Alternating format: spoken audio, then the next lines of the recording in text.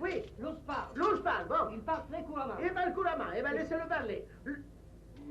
Qu'est-ce que vous racontez? Mais si, cet ours parle.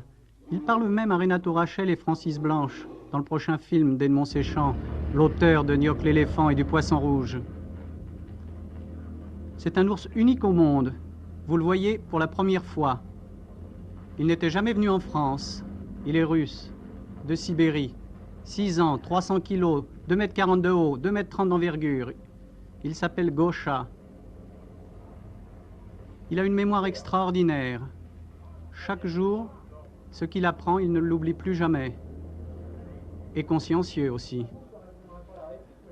Mais parfois, en retard. Il a ses heures.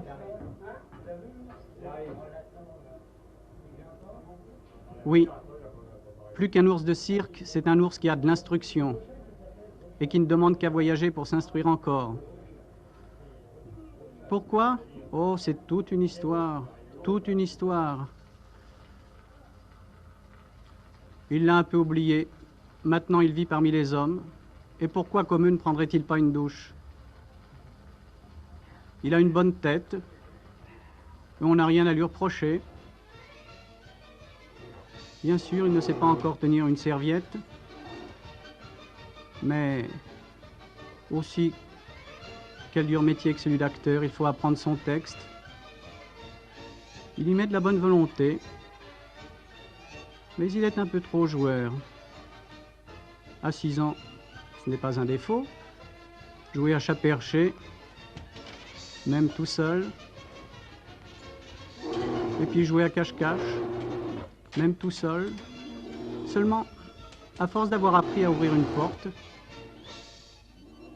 il arrive quelquefois à Gosha d'ouvrir toutes celles qui lui tombent sous la patte. Alors là, ça peut faire des surprises dans les studios d'Épinay. Mais Gosha a bon caractère. Son dompteur dit de lui qu'il s'aime tellement que quoi qu'il arrive maintenant, lui et Gosha prendront leur retraite ensemble.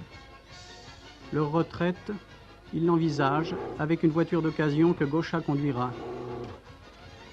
Oui, 4 kilos de pain par jour, 4 kilos de carottes, un pot de miel, et puis aussi à boire, parce que pourquoi ne boirait-il pas?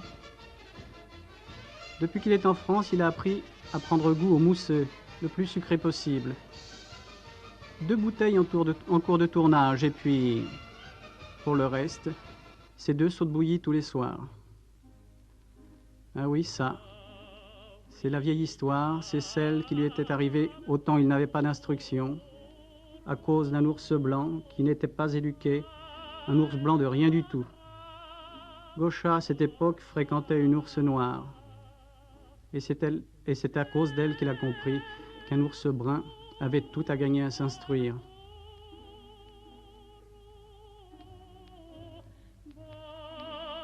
Parce que l'enfant d'un autre, c'est pas du cinéma,